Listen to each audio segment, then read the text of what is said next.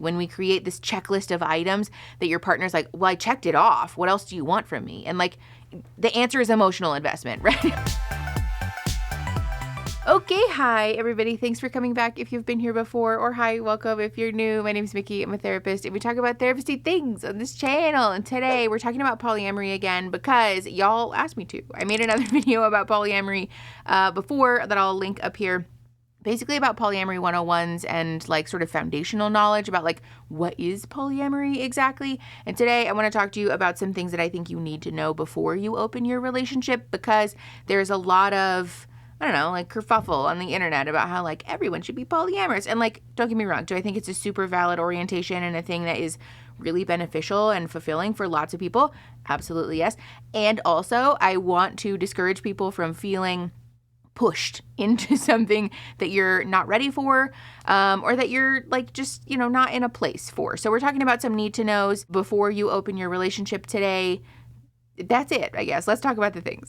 Okay, the first thing that I want to talk to you about is that big feelings are perfectly normal, but fundamental incompatibilities are not, right? This is something that we talked about briefly in the last video that I want to get into more, which is that in transitioning, especially if you're transitioning from monogamy to polyamory, in an established partnership, there are likely going to be big feelings that come up, right? Erin and I have spoken a lot on the channel about how our own transition was like actually pretty chaotic and a little bit overwhelming. And so I want to normalize that, right? There is, I think, a picture of like polyamorous couples who are so evolved and they're all perfectly okay, and they work through conflict resolution in this beautifully wonderful, completely non-chaotic way. And like, sure, is that true for some people? Maybe. Is it definitely not true for a lot of people? Yes. I want to normalize people having big feelings and working through that in whatever way makes the most sense for you.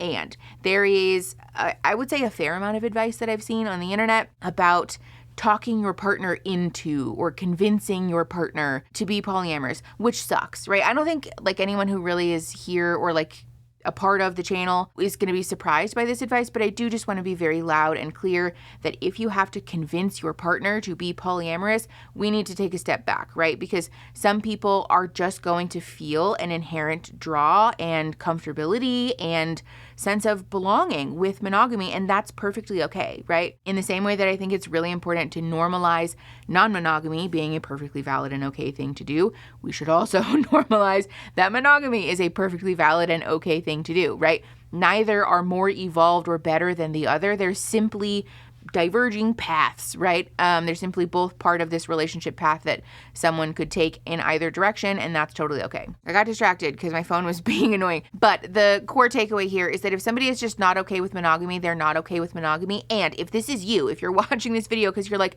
maybe I just need to learn more about it and then I'll feel comfortable with it, or maybe I just, you know, I feel a draw to monogamy, but if I am just like a more evolved person, then I'll want to be polyamorous. No, I mean, like maybe, I guess, but probably not, especially if a partner is using this rhetoric to try to coerce you into polyamory, because the promise there is that they will stop cheating or that they won't cheat if you're polyamorous.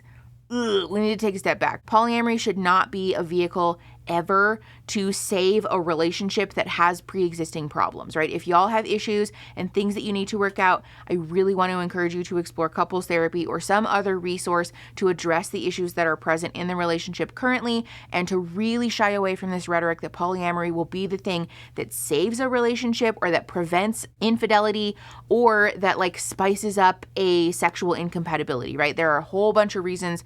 We've talked actually about sex therapy and about the like foundational, like what is polyamory and who is into polyamory in 2 separate videos. So I'll link both of those up there. But again, I really want to encourage people to pull away from that rhetoric because it's not something that we should be forcing anyone into ever. As a last note on this topic, I do want to be clear that for some folks, monogamy is just the place that makes the most sense for them in relationships. And so if that is the person that you are or that your partner is, and alternatively, there is another person in this relationship that feels a strong call and sense of belonging in polyamory, then we might need to have a conversation about the future of our relationship, right? It's never okay to try to force someone to be something that they're not.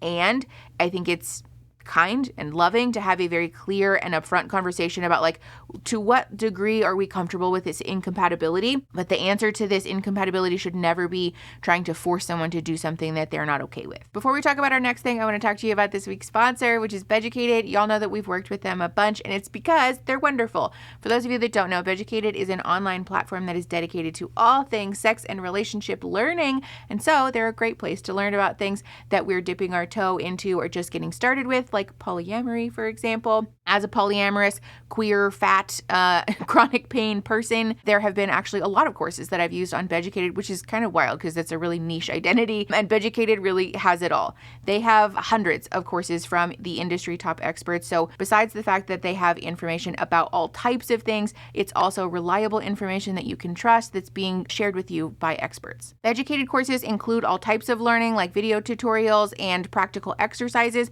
but one of my favorite things about Beducated is that the information that they share with you is specific and explicit if it needs to be, but it's not pornographic. It doesn't feel objectifying, and as a person who has struggled with feeling objectified in my life, I find it really refreshing that I can learn about something in a specific way without it feeling yucky or objectifying.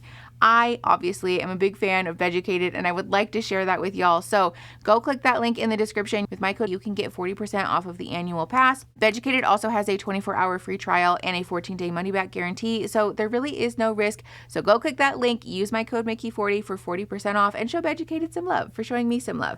Thank you again to Beducated for sponsoring this week's video. Now let's go ahead and hop back in. Okay, the second thing that I want to talk to you about is getting comfortable with your own big emotions and your partner's big emotions, which will sometimes include jealousy. A lot of y'all asked me to talk about jealousy, both in the context of polyamorous relationships and just generally. I think jealousy kind of gets a bad rap, honestly. It's one of those emotions, along with anger, that we sort of like shove in the closet and pretend that it doesn't exist and like, I never feel that way. And like, yeah, you do. I do. Everybody does. It's part of being a human being. So if you're going to transition into polyamory, again, especially from monogamy, which we talked about this in the Polyamory 101 video, which is that there are a surprising amount of people, like a lot of people, who transition from monogamy into polyamory.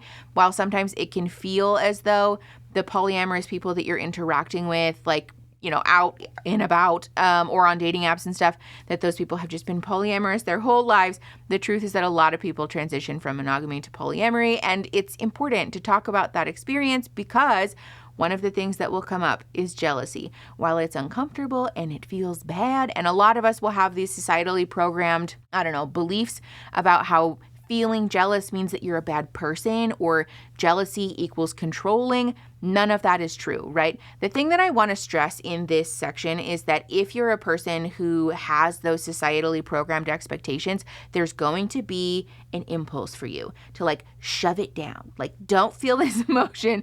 Don't talk about it. And that's not helpful, right? We talk actually a lot on the channel about jealousy and polyamory and whatever, and how polyamorous people are no different than other people. We experience jealousy, but the difference there is that we just have to become comfortable with talking about that, with making that a part of our regular conversations when it comes up. Obviously, we're not just talking about jealousy just to do it, but when it comes up, we need to have a path through this, right? And so I want to encourage you to, first of all, just get comfortable with the fact that those emotions are going to come up, and also talk through this process with your partner or partners. Like, what does that look like, right? How can I make space for myself when I am feeling jealousy? What do I need when I'm feeling jealous? And vice versa, right? What does your partner need? What is going to help for them? And to have this open dialogue where we feel comfortable and okay to acknowledge that, like, hey, it's not that you violated the terms of our relationship or did anything wrong, but I am feeling jealous, right? I'm feeling jealous that you spent time with so-and-so while it was my day off, or I'm jealous that you got to experience this thing that I've always wanted to do, but you experienced it with someone else, right? Or even just something as simple as like, I felt jealous when you had your first sexual experience with someone else, right? That's a common thing that comes up, and it's okay to talk about it. Be comfortable having those conversations. And if you need help getting comfortable with that, first of all, there's a lot of resources out there. We talked about Polysecure on the other video, Multiamory, the book and the podcast, right? There are lots of wonderful pieces of polyamorous literature and like media generally. And couples therapy is a great resource, right? Individual therapy, even just to process your own emotions, can be a great resource. There are workshops, there are classes, there are podcasts. There are so many things that can help to prompt this learning and this comfortability with that. And I really want to encourage you to use whatever is available to you to help prompt that learning. One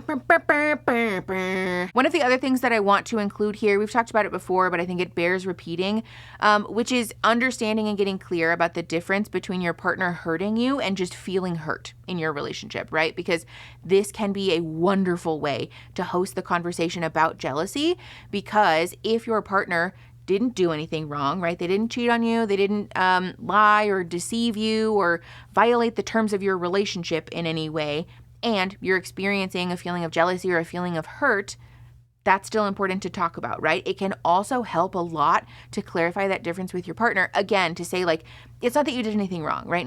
You didn't do anything bad or lie or cheat or whatever. And it does still hurt my feelings that this thing happened, right? Hosting that conversation from that perspective can be so transformative, because a lot of times it helps to cut through the defensiveness that someone might automatically feel when you express like, hey, I'm feeling hurt. The initial response for a lot of people is to be like, I didn't hurt you. And so hosting this conversation that's saying, you didn't hurt me, but I do still feel hurt, and I would love some support, some validation. Maybe it's just like physical affection or cuddling, right? I need quality time, or I just need you to hear me while I talk about what I'm feeling and just really be present with me in my emotions right now. All of that is perfectly valid and okay to ask for. And again, it's helpful to phrase it from that perspective, or to frame it rather from that perspective, so that we're clear that I'm not asking you to make amends for a wrong, but rather to support me and to be present with me in our relationship while I'm working through what are actually really valid and human feelings. Okay, the third thing that I want to encourage you to do is to do your homework, right? I'm assuming if you're watching this video, you're probably in that process, that stage of the process, and like, good for you, high five. I think it's really important to do that research. I already mentioned a bunch of resources like Polysecure. Sex at Dawn is another one, the Polyamory podcast. There's lots of places that talk about polyamory. Oh, Ethical Slut is another one that gets recommended a lot. If you want links for all those books, by the way, they're always linked in my Amazon storefront below, so you can just add them to your cart. This is also, for what it's worth, why I recommend Beducated so often, because besides the fact that they are at like an inclusive space to talk about polyamory from lots of different lenses, it's also a place that has like continually refreshing courses, right? Like I'm always taking new stuff on there. And so keep an eye on that platform as well, because there's always new learning, and it's just it's a good resource. That's why I recommend it. So if you are in the research phase, I want to encourage you to be doing this research not just for yourself, but also in your partnership, right? It's important that we're having conversations about the things that you learned or that your partner learned, and sort of processing and unpacking that together.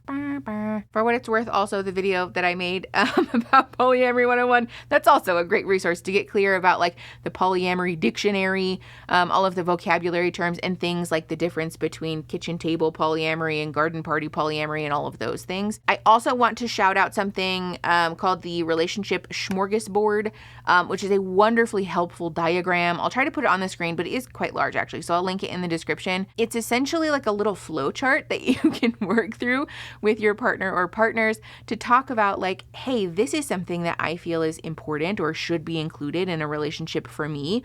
Or alternatively, something that I want to do with you specifically, right? It includes things like having sex, having kids, cohabitating, platonic cuddling, sexual cuddling, right? It sort of breaks things down into a bunch of different areas that can be really helpful and validating to understand like what type of relationship are we specifically trying to forge, right? So like, for example, on Erin and I's relationship smorgasbord, it will include things like marriage, because we're married, cohabitating, because we're cohabitating, right? Being sexually intimate, because we're sexually intimate, but it won't include having kids, because that's not something that we're interested in, right? It won't include things like, I don't know, what's not on our relationship smorgasbord? We're just like both cool girls. We've just been together forever.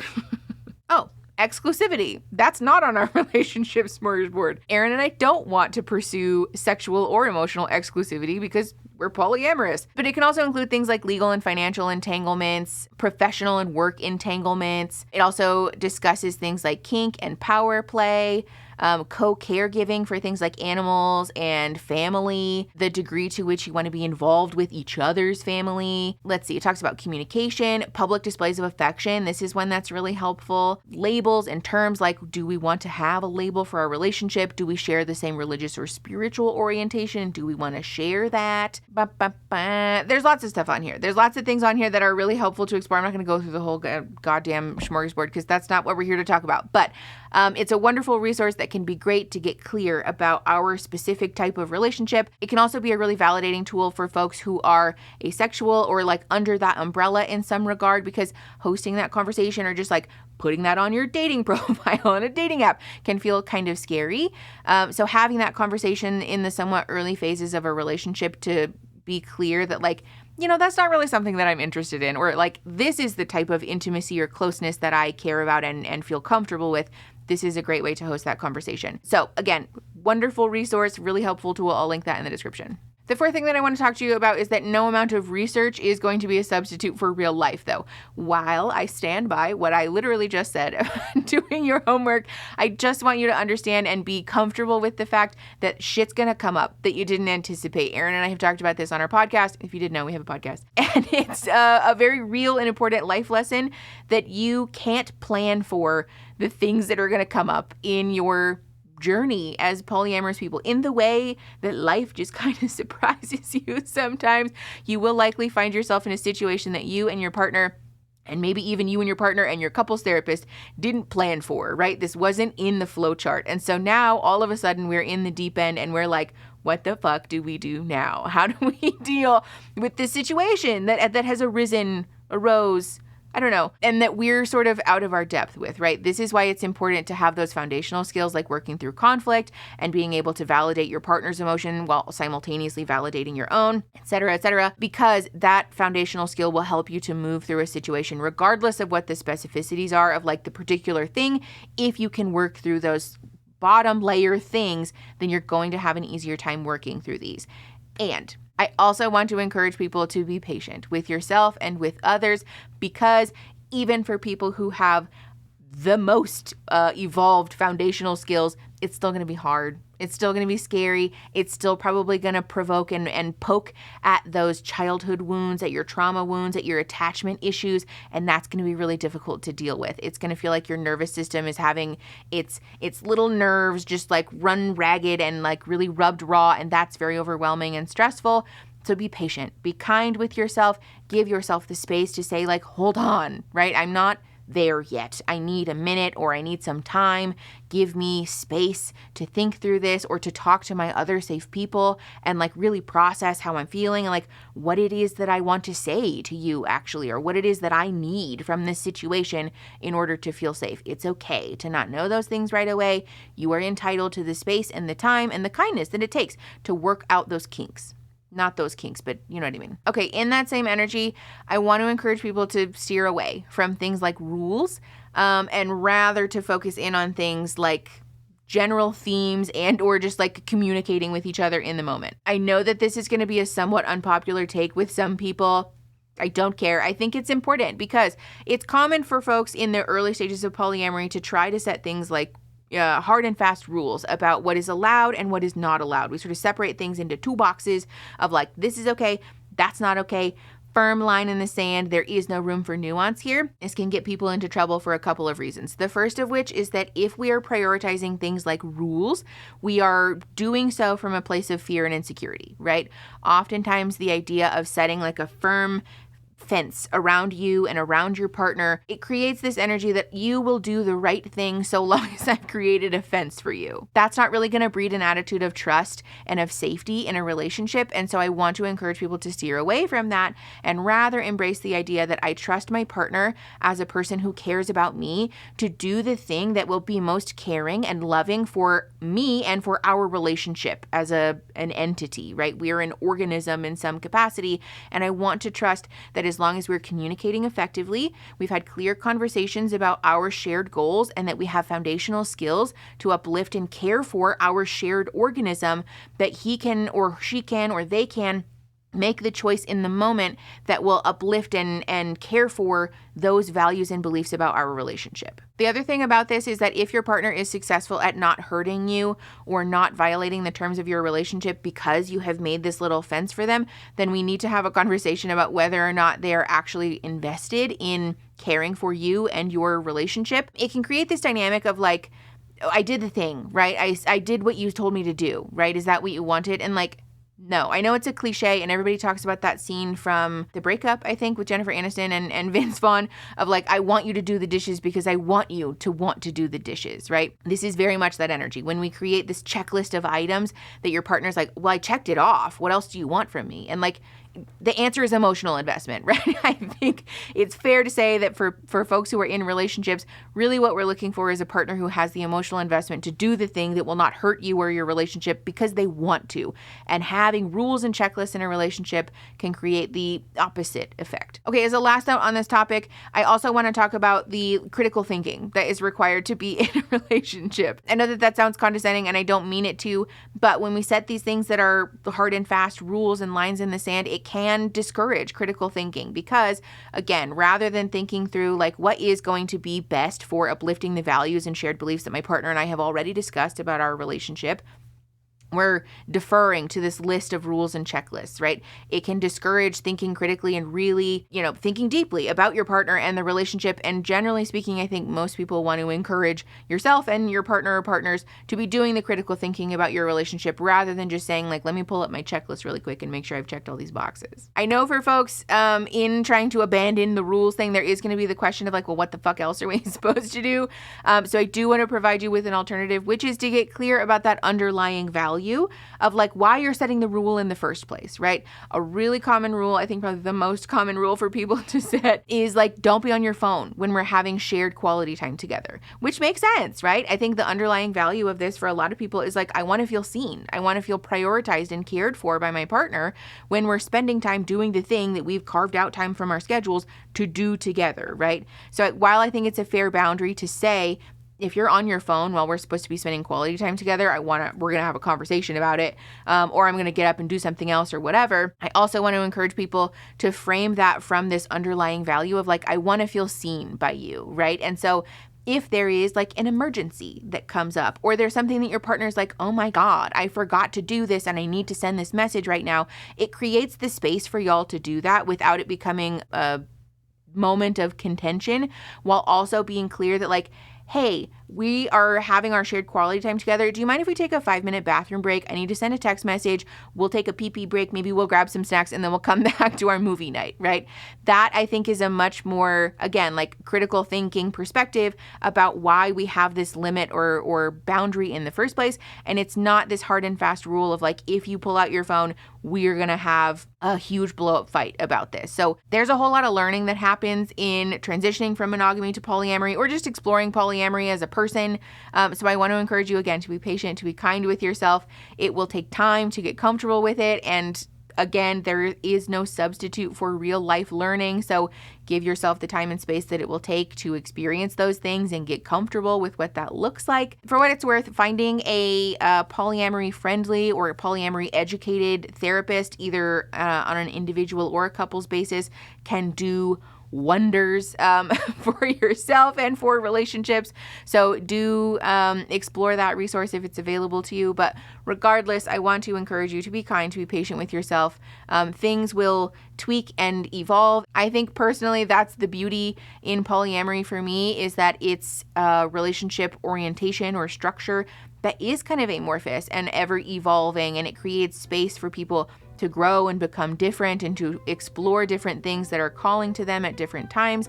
And so, that's sort of, I think, the point of it. So be patient with yourself, be curious, be open to new experiences, and ultimately, give yourself the space to pursue the things that you need. So that said, if you like the video, you can like the video. You can also subscribe. We talk about this and like polyamory and a whole bunch of other things. So I'd love to have you stay for that. And then share the video to help the channel grow and to help each other grow. And I will see you guys next Saturday. Goodbye.